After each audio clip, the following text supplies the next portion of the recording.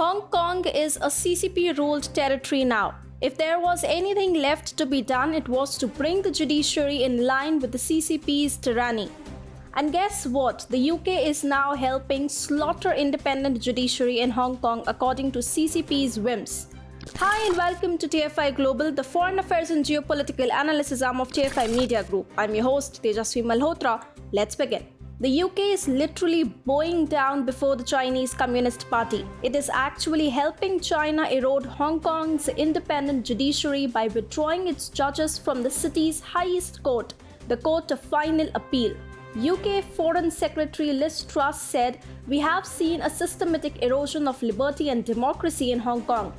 She added, since the national security law was imposed, authorities have cracked down on free speech, the free press, and free association.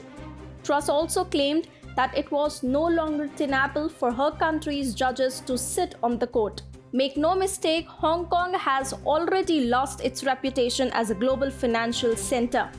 The imposition of CCP's draconian national security law has led to the erosion of human rights and the rule of law in the city. The only factor that still salvaged Hong Kong was the semblance of an independent judiciary system with British judges involved.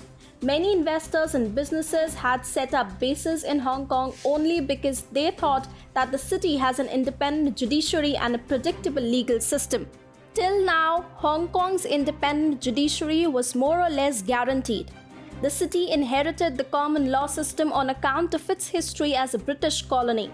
Even after the 1997 handover to China, Hong Kong retained its British-era judicial system under the one country, two systems framework.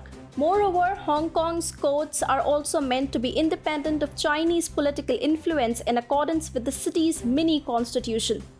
This is why investors remained bullish on Hong Kong and perceived the city's courts as trustworthy and free from political influence, unlike mainland China's courts.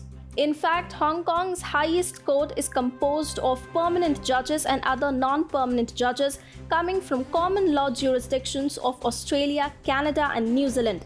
The involvement of judicial officers from common law jurisdictions has also made the former British colony a center of arbitration.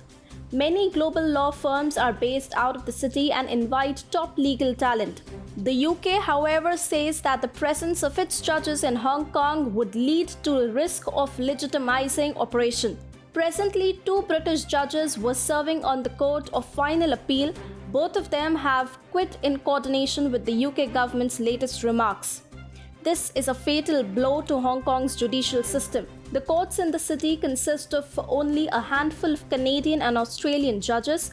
An Australian judge quit the top court in September 2020, citing the draconian national security law. However, former Supreme Court of Canada Chief Justice Beverley McLachlin defended her decision to stay on. She said that the court was the last bastion of perhaps intact democracy.